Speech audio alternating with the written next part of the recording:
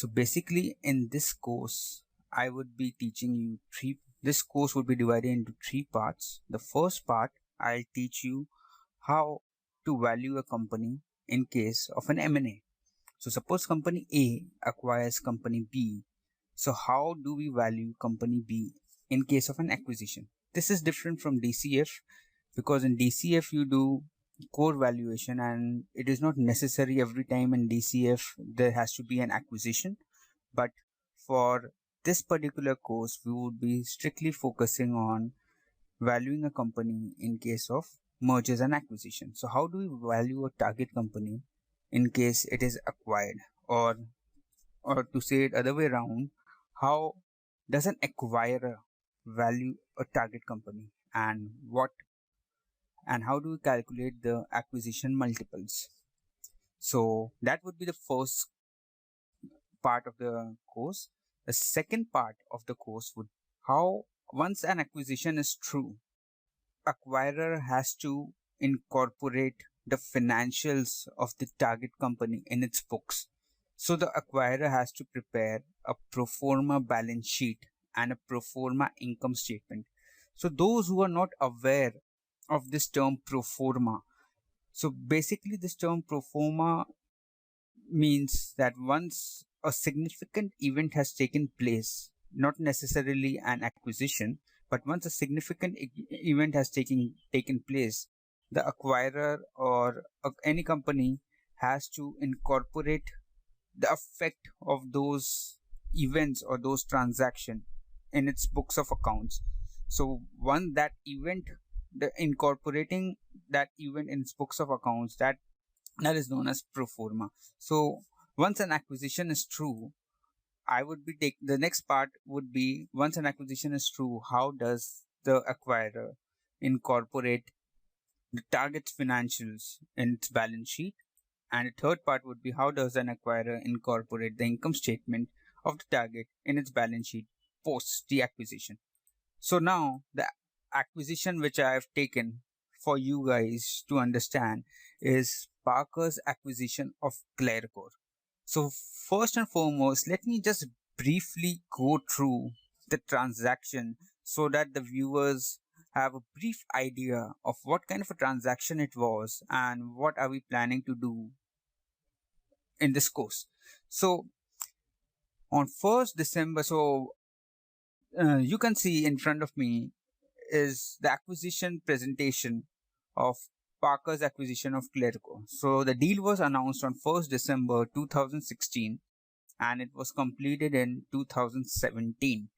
So I would be just briefly giving you an overview of what the transaction was and how it happened, and post that I'll teach you how do you go about valuing Claricor and how do you incorporate Claricor in the books of Parker. So let's begin. So now on 1st December 2016, Parker acquired Claricor. This is the acquisition presentation of Parker. So this is the transaction summary. So Parker Hannifin acquired 100% of Claricor and it paid 83 rupees per share to all the shareholders of Claricor. Now the premium for this 1 day prior to the acquisition was 17.8%. So 1 day prior to acquisition, the premium was 17.8%. That 1 day price is based on 30th November 2016, which is just a day before 1st December 2016. Now, in this case, the company Claricor was valued at 4.3 billion. So we are going to calculate how this 4.3 billion amount came from. So our calculation may not be exactly the same as what the company is calculating, but because of certain things which the company does consider or does not consider, and we may consider or may not consider, more or less the acquisition value should be around 4.3 billion and the LTM adjusted EBITDA should be around this range. So this is AV or EV is the same thing. Aggregate value, the company is, instead of using enterprise value, in this case the company is using the term aggregate value. So aggregate value or EV by LTM EBITDA is 17x and EV by LTM adjusted EBITDA including cost synergies is 10.9x. Now, since it was a 4.3 billion deal, the company does not always have 4.5 billion in cash. So in this case, the company is financing the transaction with 1.5 billion in cash and 3 billion in debt. And it is saying the transaction, as on that date, the company predicted that the transaction would be closing on first Q1 2018, but actually the transaction has closed on 28 Feb 2017. So I'll show you the closing presentation as well. Let me just show you a closing presentation. So on 28 Feb 2017, Parker Hannifin came out with a press release in which it said that it has closed or completed its acquisition of ClareCore. Now, what else does the company say? So basically, let me give you a brief overview about the target company and the acquirer company. The target company over here is ClareCore.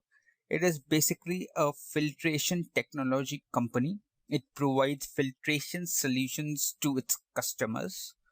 It had 1.4 billion in annual revenues, and more than 80% of its revenue comes from aftermarket. It has got 6,000 global employees. It has got 37 manufacturing plants in 20 countries. So if you see the next page over here, ClareCore is giving its breakdown of sales by customer type, by application, and these are basically two major segments or types which contributes to its revenues.